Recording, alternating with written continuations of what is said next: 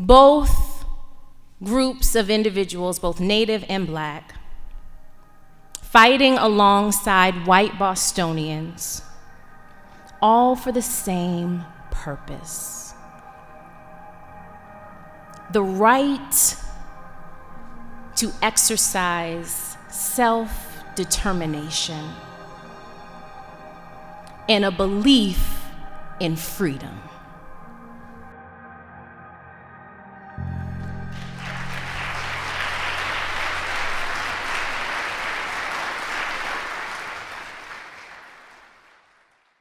Welcome to all of you. Welcome to Old South Meeting House, this remarkable building which stands on Native ground, but which has also served as a vital gathering place for the people of Boston since 1729.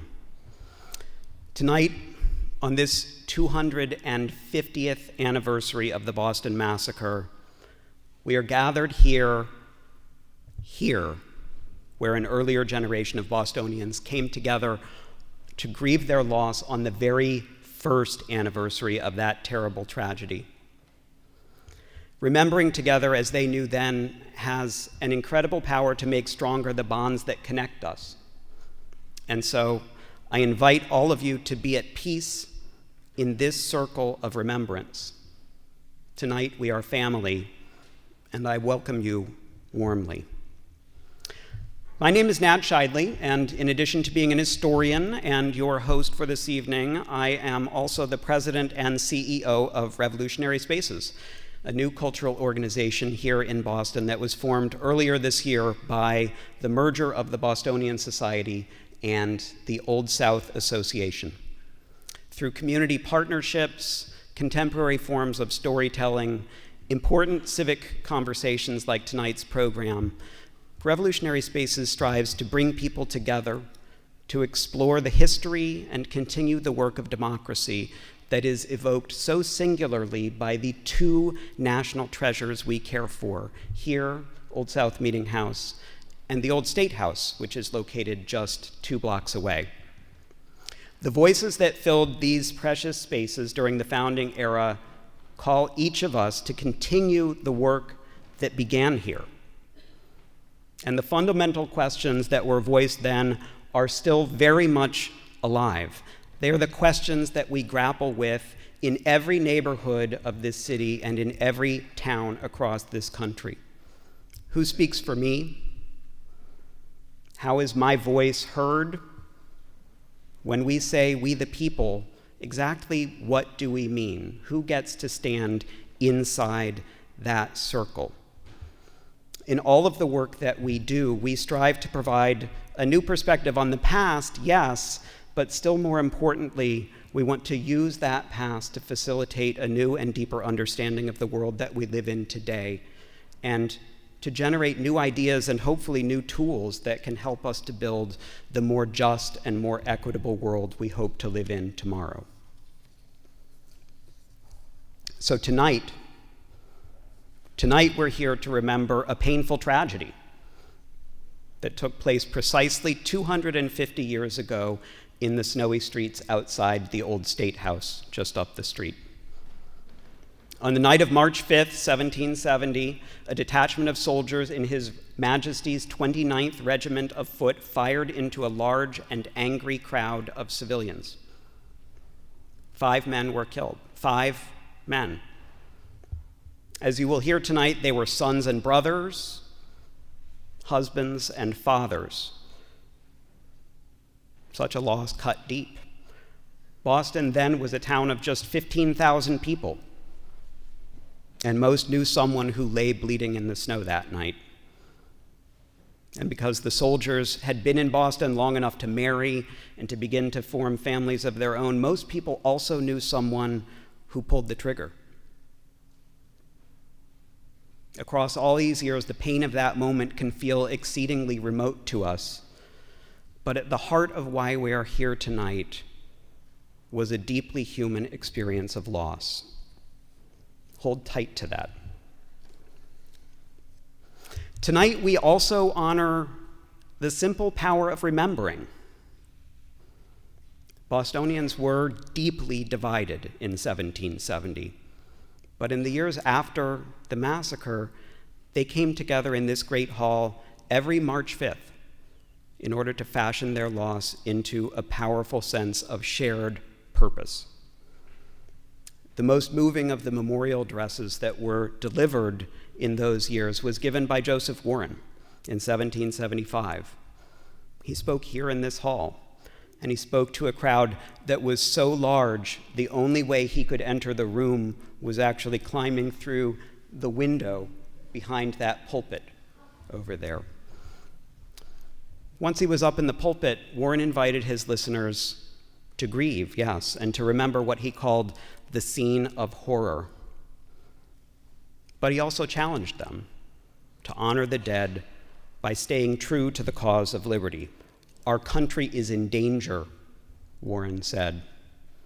On you depend the fortunes of America. Those fortunes hung yet in the balance 8 decades later when Boston's Black abolitionists revived that tradition of public remembering. As our nation's crisis over slavery came to a head in the 1850s, they insisted on marking the anniversary of the Boston Massacre as Crispus Attucks Day.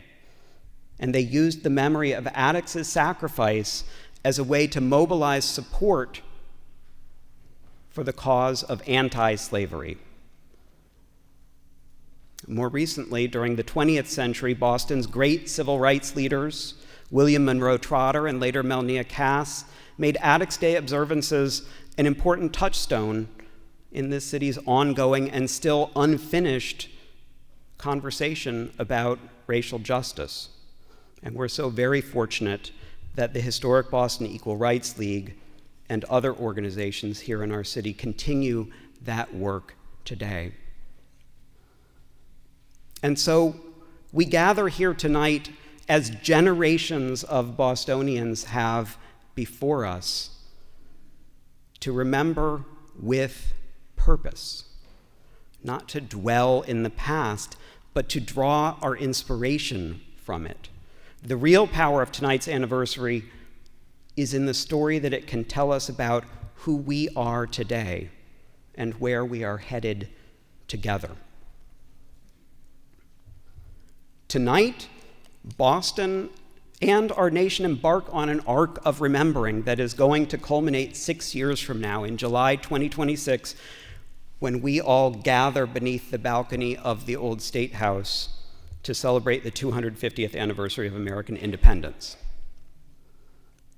Let us pause, though, and be thoughtful about what our story is and how we wish to tell it to each other and to the world. It is the story of those who fell that night. The story of the struggling rope maker, of the young immigrant, of the sailor who had liberated himself from the bonds of slavery, and the son of New England's native communities fighting to make a place for himself in a changing world. Their stories came together that night and became our story, out of many, one. Now, we are fortunate tonight to have a very remarkable group of leaders and visionaries to help guide us on this path. But before I introduce them, I do want to take just a moment to express my thanks to the many individuals and organizations who have made tonight's program possible. The foremost among those is the staff and the board of directors of Revolutionary Spaces. And I'd like to ask, actually, that the staff and board, if you could just stand for a moment and remain standing. Please, don't be shy. The staff may be working, so they're already standing.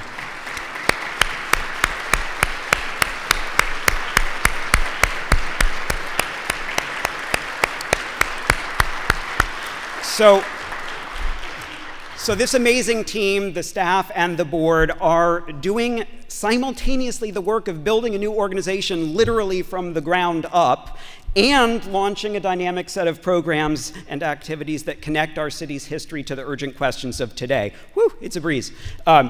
They are a brave group, they are a very tireless group, and none of this would have been possible without their dedication and hard work. So thank you all You have been amazing.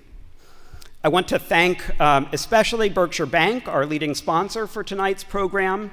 They have been incredible in their support, and we're very glad to be on our journey with them. And I think that we have some members of the leadership team here in the house tonight, so thank you for joining us. I'm also grateful for many other key partners and guides who have helped us through this process, and I want especially to call out the National Parks of Boston and the National Park Service, who are truly our nation's storytellers and are committed to doing this work with us over the next 6 years. Revolution 250, which helps to organize many historical organizations around our state in recognizing these 250th anniversaries. The Friends of Crispus Attucks Association, which is dedicated to telling Attucks' story as an inspiration to young people and to our city today, and the historic Boston Equal Rights League. And I would also like to recognize all of those city, state, and federal and international officials who are in attendance tonight to help us to mark this important occasion, including our city councilors and the British consulate and many other officials from the city of Boston and elsewhere. It's my pleasure now to introduce those who are participating as speakers and as readers in this evening's program. So you've already met Elizabeth Solomon of the Massachusetts tribe at Punkapaug. The remembrances of the 5 victims of the massacre that you will hear interspersed throughout the program are going to be read by Ted Landsmark, Professor of Public Policy and Urban Affairs, and Director of the Kitty and Michael Dukakis Center for Urban and Regional Policy at Northeastern University, by Nancy Taylor, who is the CEO and Senior Minister of Old South Church and also a member of the Board of Revolutionary Spaces, by Ronnie Miller, the Executive Director of Rianne Immigrant Center, and by Evelyn Reyes, who is here as a member of the Boston Student Advisory Council. So joining that distinguished lineup, we are extremely fortunate to welcome this evening 4 of our Commonwealth's most respected leaders who have generously agreed to speak from the heart tonight about the connections between our history and our highest ideals as a city and as a nation. So Governor Charlie Baker is a figure who needs no introduction, but I will introduce him nonetheless. As governor, he has tackled our Commonwealth's greatest challenges and has demonstrated that it is still possible to find solutions by working together. He's built a state government that is as hardworking and creative as the people of Massachusetts, and I know from remarks I've heard him deliver elsewhere that he also deeply appreciates the value of our shared history as a resource for building a better tomorrow. Commissioner William Gross is Boston's first African-American police commissioner. Throughout a career of more than 3 decades in the police department here in Boston, he has worked to foster close relationships in and with the community, and we are so fortunate to have his leadership at this crucial moment. We are also fortunate that he has an abiding personal interest in history. Tanisha Sullivan is an attorney and president of the NAAC Boston branch, which has thrived under her leadership and is an important voice for justice and civil rights in our city. And as I hope all of you know, the NAACP will be holding its annual national convention in Boston this summer, so President Sullivan will have her hands full, but also has an important role to play in helping our city to see its complex and sometimes freighted history through fresh eyes. So we're looking forward to hearing more about that this summer. And now it is my distinct privilege to introduce the Honorable Martin J. Walsh, Mayor of this great city of Boston, where our nation's story first took shape and where it is still being written today. Mr. Mayor, we are so pleased to have you here tonight, and thank you for your leadership and your outspoken advocacy for our city's most important historic resources.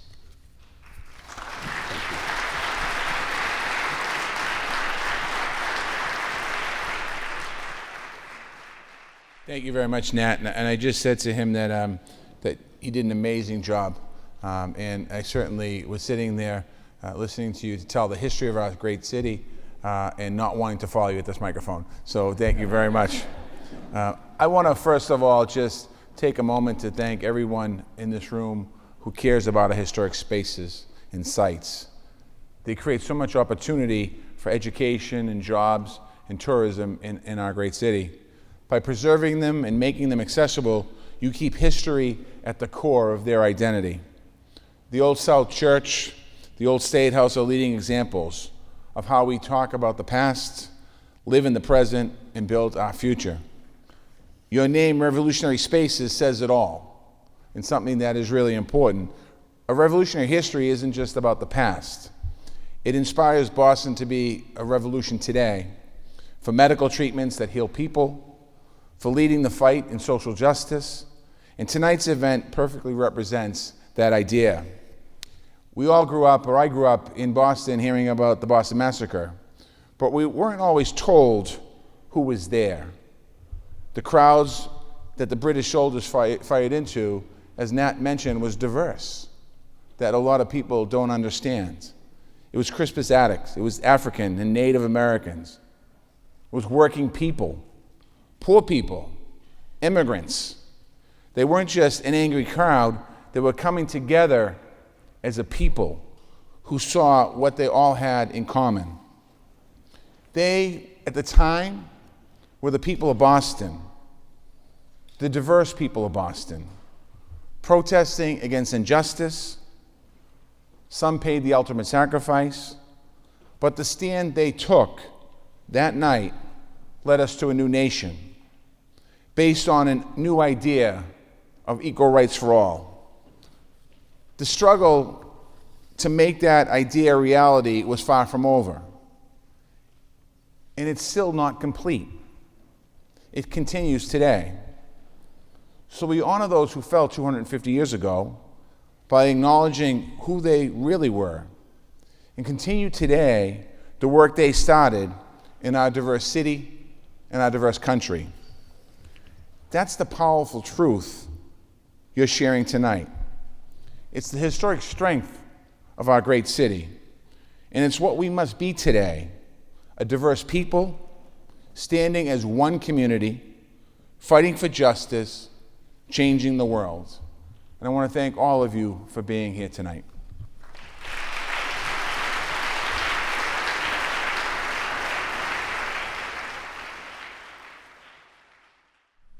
Well, good evening, and let me just start by saying that one of the things that I took from both Elizabeth's comments and Nat's comments was something that I learned from my parents when I was a kid, which is they used to talk about the fact that there's history and there's mythology, and you shouldn't confuse them. And when you're a kid, you listen to things your parents say and they stick with you, but you're not really sure what they mean. And when I was in college, I took a history course and I spent hours and hours in the stacks at the library, and I went and spent time at the BPL, and I dug through tons of material there, and I found this big treasure trove of letters stuck away in a old book. And the letters actually told a really different story about one of the families that this particular professor had spent quite a bit of time talking about. And I thought, well, here's my opportunity. I have a chance to write a paper about this family that will be based on new information, at least to me, that I discovered, and that will be kind of cool. So I wrote the paper, and I submitted it. And in my 4 years in college, I got a call from one professor one time. He called me at my dorm, and he said, "Where did you get this information from?" And I explained that I'd been digging around in the stacks at the library and the BPL, and I just found a bunch of these letters. And he said, "I'm not familiar with these letters." And I said, "I can't help you." And he said, "Could you bring me these letters?" And I said, well, I'm not going to be able to get them out of the library, but I can probably make copies of them. And he said, that'd be great. So I made copies of the letters, and I brought them to him. And I got the paper back. I didn't do as well on it as I thought I was going to do. And the note on the bottom, which I don't remember the exact words for, was something like, I'm not familiar with this story. And when you're a kid, you just sort of, I was disappointed. I thought I'd done something kind of cool.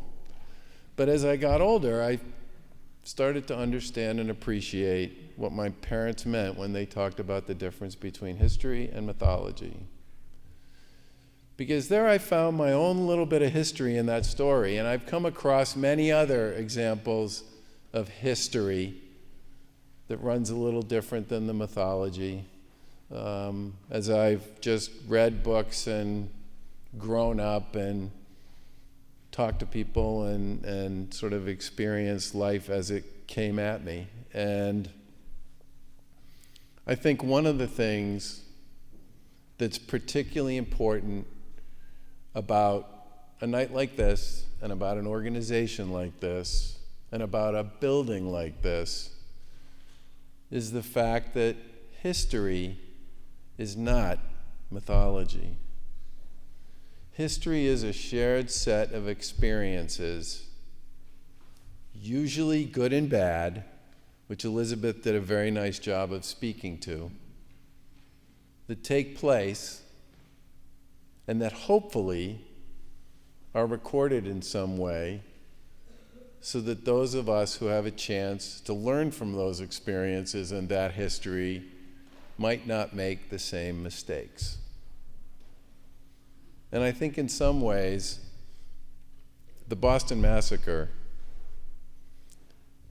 which was told to me as a kid as history in a very mythological way, I heard the same story that I think a lot of people did growing up in the 1960s. Probably the 50s and the 40s and the 30s too. I didn't hear about the individuals. I'm actually really looking forward to what our speakers who are going to speak to those individuals tonight will have to say. Until I was much older and I did my own research on this. And I think one of the real benefits of these kinds of gatherings, these kinds of organizations, is this desire to sort of keep digging and learning and hopefully growing. Because let's face it, most of the time, we all know a bit of the story. Sometimes we know some of the story, and once in a while we know the whole story.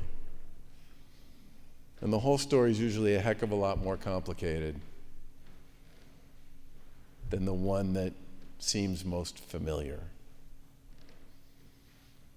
And I certainly believe that our history as a nation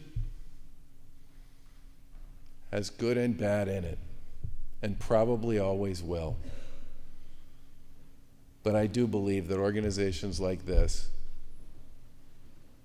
and events like this, over time, can help us all get a little smarter about what we didn't know that came before us, and hopefully get a little better about trying to play to a higher standard based on what we learn from the whole story, not just the mythology.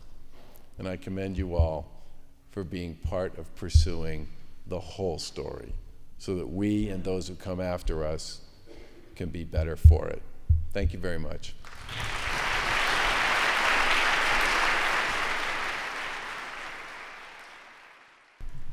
Crispus Attucks. Crispus Attucks is passing through town on his way to the Caribbean. A mariner by trade, Crispus lives a life of relative freedom on the high seas. But in Boston, he is both at home and in danger. He's born enslaved and of African and native descent. Crispus liberated himself as a young man by running to sea. Now he is known to many as Michael Johnson, an assumed name that protects him against recapture and a return to bondage in his native Framingham. He also hides his native identity and gives him freedom of movement. People of native descent aren't allowed to walk the streets of Boston unescorted. On the night of March 5th, a conflict breaks out at the Customs House between the townspeople and the British regulars who had been stationed in Boston for almost 18 months. There were frenzied shouts, hundreds of running footsteps, and bells clanging from church steeples. Many run to the docks that night, calling for the rope makers, the shipbuilders, the dock workers, and the sailors to come and help. Crispus and dozens of other men from the docks answer the call. Sailors and soldiers mix like oil and water no matter where they are, but for Crispus, the military occupation of his adopted hometown is probably also personal. At the Customs House, Crispus forces his way to the front of the crowd. He boldly stares down a row of redcoats with guns. He is so close that Private Edward Montgomery can see the whites of Crispus's eyes when he pulls the trigger. The first shot fired that night leaves Montgomery's musket and tears into Crispus's stomach. Crispus dies on the street, bleeding into the snow, the first martyr of the conflict that will come to be called the American Revolution. When no next of kin appears to claim Attucks's body, Boston does. He lies in state at Faneuil Hall, where a steady stream of grieving Bostonians pay their respects.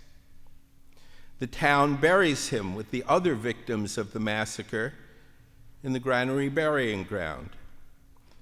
With the passage of time, the memory of the other massacre victims fades,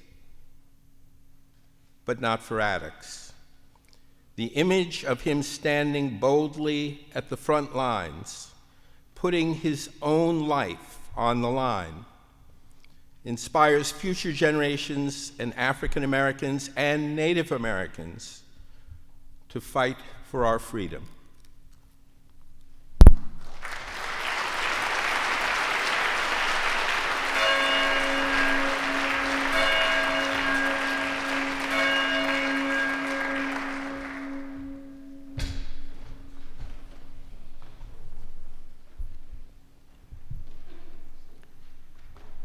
Samuel Gray. He's the kind of man Boston depends on.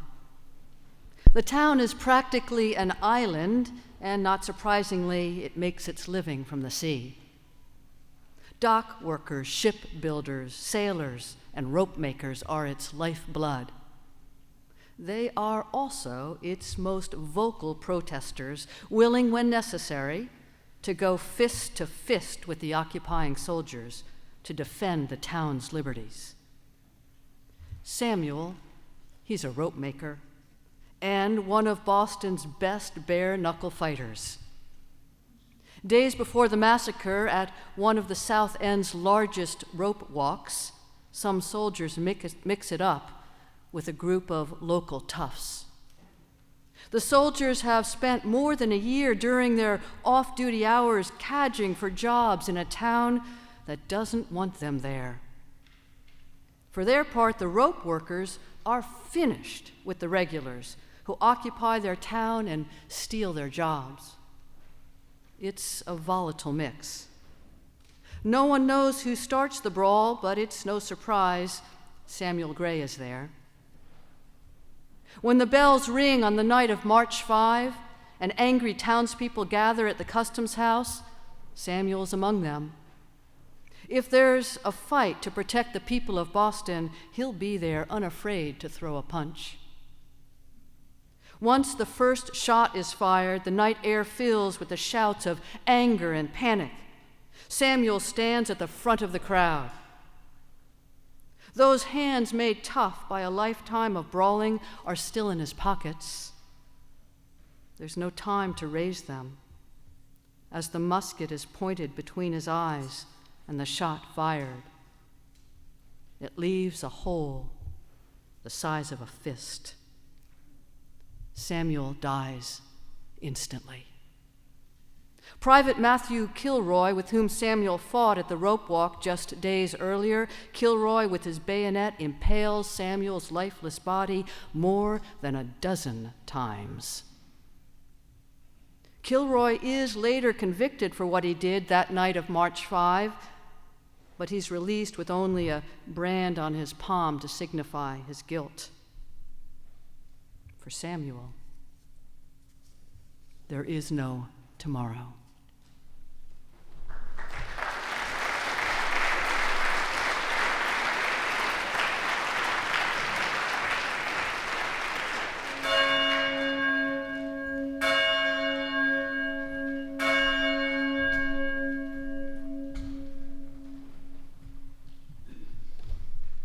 Good evening, everyone.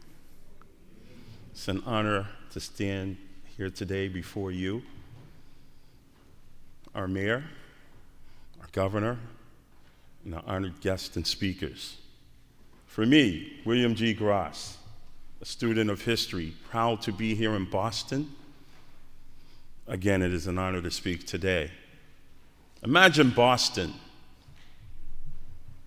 March 5th, 1770. What was going on?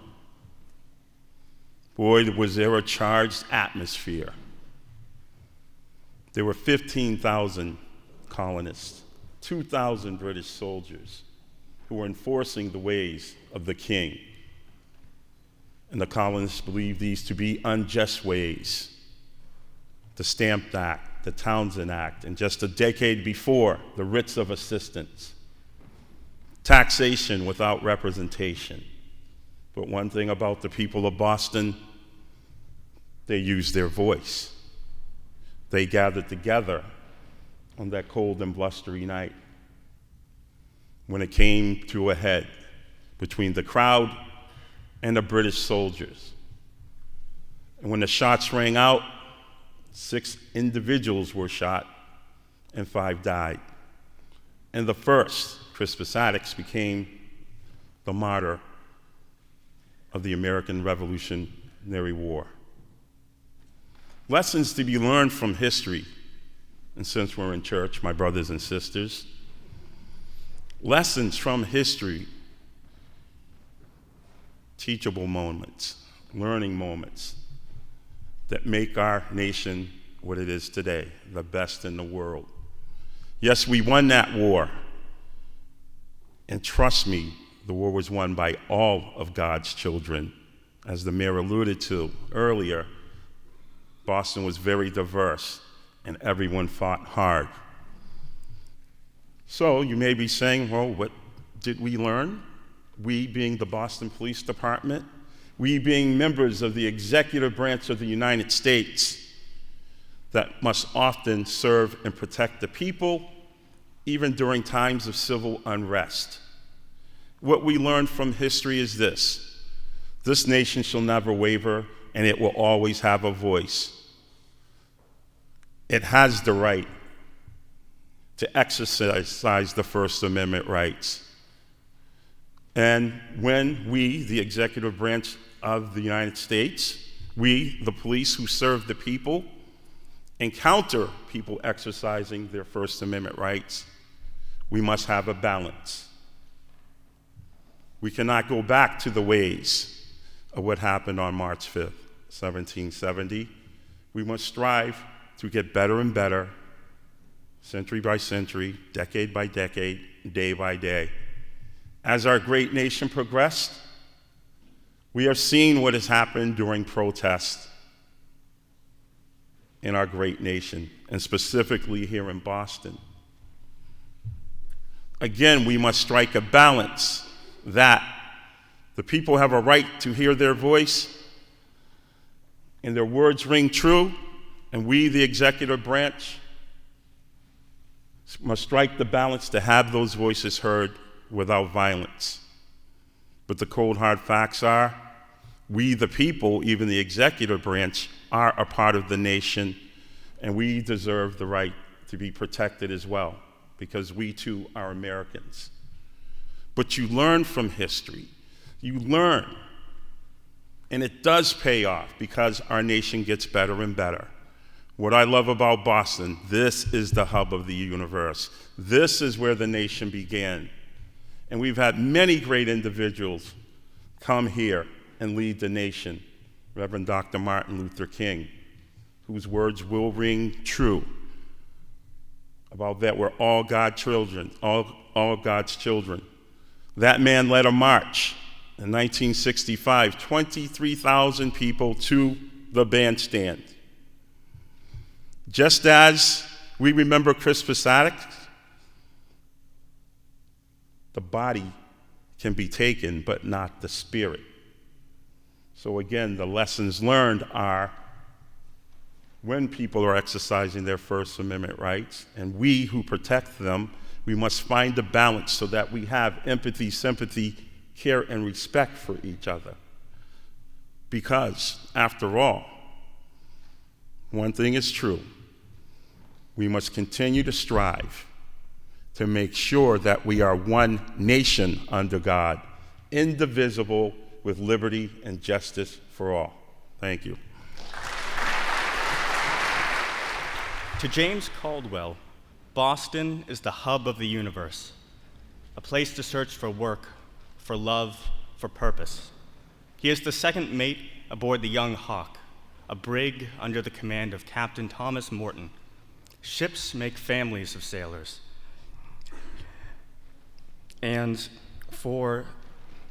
Ships make families of sailors, and James has a home with his fellow workers on the Young Hawk. But he is glad to be back in Boston after the long voyage to Hispaniola. James is courting a young woman in town and hopes to be married soon. Captain Thomas Morton recognizes his promise as a sailor, and James is excited to rise in the ranks. He has a whole life ahead of him. He is still young enough to look beyond the horizon. When James hears the tolling of the bells and sees rivers of people moving through the streets of Boston, he has no idea what he is running toward. He is a strong-minded young man, ready to act and willing to rush into peril. He's 17 years old. In his mind, there's no danger he can't best, no spot too tight for him to wriggle his way free. When James arrives outside the townhouse that night, he finds his way toward the front of the crowd. When the first shots ring out, James watches Crispus Attucks fall, and then Samuel Gray. He sees the muzzle of the soldier's weapons aimed toward him, and then he too is bleeding in the snow. James has no family in town, but he is mourned by many, including Captain Morton. He lies in repose at the captain's home until the burial, when he is joined by Crispus Attucks and the other victims. They are buried together in the granary burial ground, their bodies resting side by side, just as they had the cold night of the massacre, when they lay together, bleeding in the snow.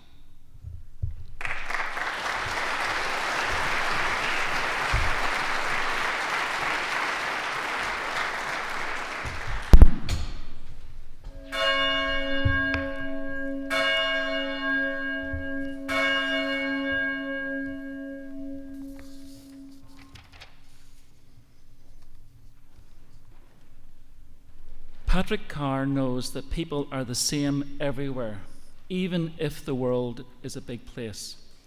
He learned this lesson by moving from Ireland to Boston, both places deeply marked by civil unrest. Patrick hears the sound of bells tolling in the streets of Boston on the night of March 5th, and his first thought is that his neighbours need his help. He joins throngs of people pouring through the streets towards the customs house. He follows the crowd, surrounded by other leather workers like him, other Irish immigrants like him, other people just like him. and heads straight into chaos. Unarmed and in the company of his friend Charles Connor, he is only trying to cross the street to move from one part of the crowd to another, trying to get a better view, trying to protect himself. And then the soldiers' muskets report, and a ball tears clean through Patrick's abdomen. Patrick's friends lift him out of the snow, drenched in mud and melted slush and blood, and carry him to his master's house. The local physician, Dr. John Jeffries, comes to his bedside and stays for 9 days as 30-year-old Patrick Carr's life slowly ebbs away. On March 14th, Patrick pulls Dr. Jeffries to his deathbed. Speaking through the pain, Patrick tells Dr. Jeffries that he doesn't know who shot him, but he wants the world to know that he forgives that man. Patrick Carr had seen mobs before in Ireland and had seen the soldiers called to stop those mobs. He can't blame them for their actions. Others are less forgiving. When the soldiers came to trial in October 1770, their attorney is John Adams. Adams is looking for scapegoats, and it's convenient to pin the blame on Irish Taigs, those troublemaking Irish immigrants. We don't know whether Carr thinks of himself as a Bostonian, but we know he walks with them to the customs house that night, shoulder to shoulder, and later he joins his fellow victims in a grave dug deep in Boston soil.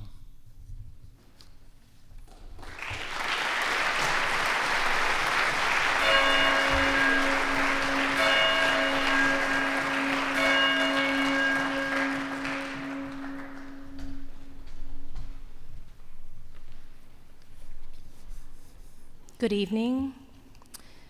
I want to thank Nat Shedley and everyone at Revolutionary Spaces for this invitation, and also want to acknowledge the Boston Equal Rights League for carrying on the legacy of Crispus Attucks.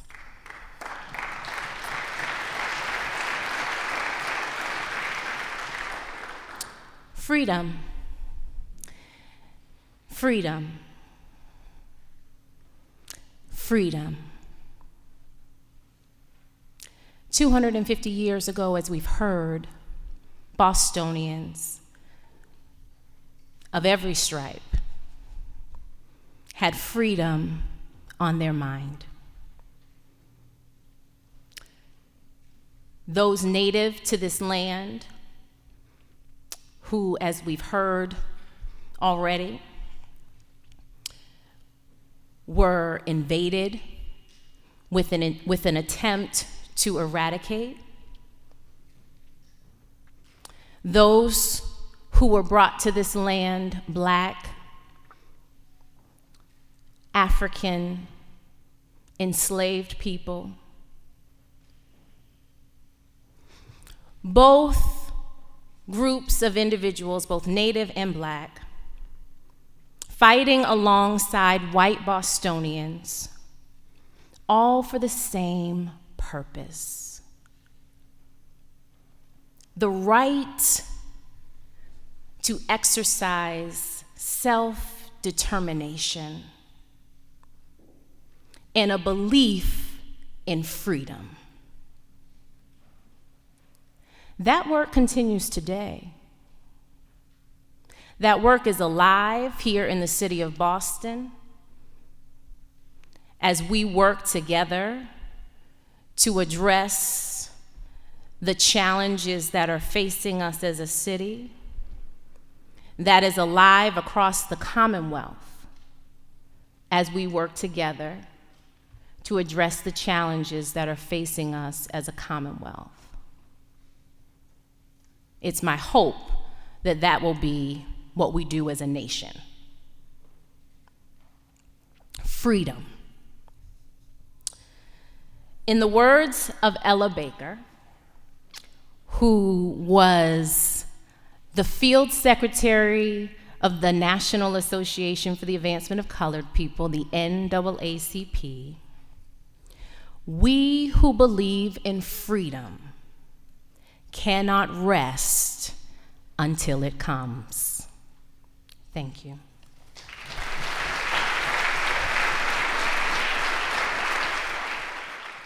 Samuel Maverick is 17 years old, still a child, when he dies at dawn on March 6th of wounds sustained at the Boston Massacre. Samuel isn't supposed to be outside the townhouse that night. He is just in the wrong place at the wrong time. Samuel is known throughout the town for his skill and promising future as an ivory turner. He works for Mr. Isaac Greenwood as an apprentice, living with the Greenwood family as he becomes versed in the trade. With the world stretched at his feet, Samuel has everything to live for and everything to lose. On March 5th, Samuel and his friends, among them John Greenwood, his master's son and Samuel's best friend, are strolling through the town together, hand in hand, when they hear the bells begin to toll. Samuel lets go of John's hand and makes his way down King Street towards the crowd pressing against the soldiers outside the customs house. Suddenly, there are gunshots, and Samuel has a hole through his back and his belly, the work of an errant musket ball. John Greenwood can only watch as his best friend, his bedfellow and confidant, falls to ice-slick street. John and his brother hoist Samuel up and carry him the entire way back to his mother, Mary Maverick, known in town as the Widow Maverick. Having already lost her husband, she spends the night of March 5th, 1770, trying desperately not to lose her son, too. There's nothing to be done. Samuel Maverick dies in his mother's arms as dawn breaks, leaving the Widow Maverick completely alone. There's nothing left but grief for those who knew and loved young Samuel. For John Greenwood, the loss leaves a hole so hard to fill that he imagines the spirit of his friend returning to visit him. Even on the darkest nights, those visits are never cause to fear, for, as he remembers later, I was so fond of him and he of me that I was sure the spirit would not hurt me. Samuel Maverick's was a spirit no one could ever forget.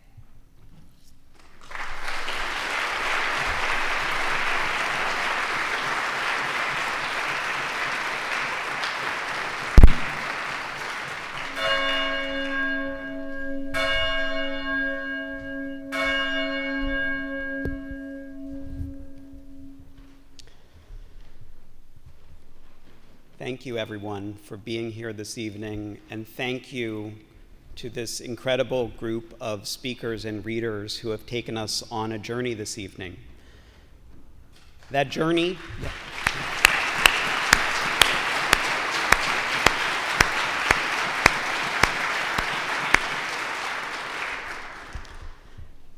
The journey tonight is just a beginning. We are going to have several years to continue this journey together. We will explore our founding history as we approach the 250th anniversary of the Boston Tea Party, which is a piece of history that runs deeply through this building. As in 2025, we think about Paul Revere's Ride and the battles of Lexington and Concord and the start of the Revolutionary War.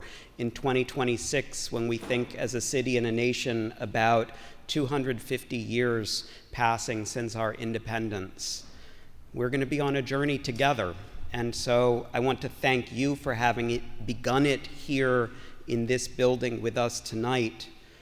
But I want to implore you to think about what a precious opportunity we have. This history, this founding history, is an incredibly precious resource for all of us. To touch it is to remind ourselves that the story that began in this building and outside the old State House and in towns and villages all across North America during the 1770s and the 1780s is not over. The founding generation gave us a set of questions, right? What does freedom mean? What is justice for all? Who gets to count when our voices are heard? And every generation of Americans has argued over those questions.